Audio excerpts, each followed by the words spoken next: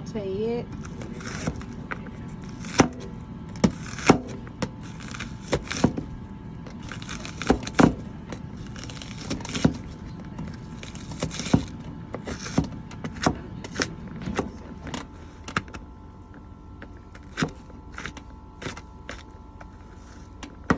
Now we're gonna get a clove of garlic. Cloves of garlic to add with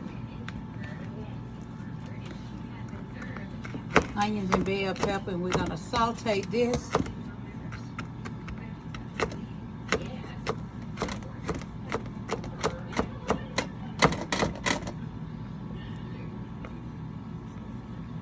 We're gonna saute this in shrimp and get ready to combine our peppers, our rice and shrimp to do a stuffed bell pepper. Okay, and our garlic, onions and bell pepper.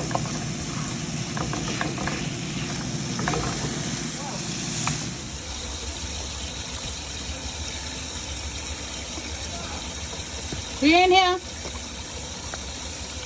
Okay, we're gonna beat 1 egg.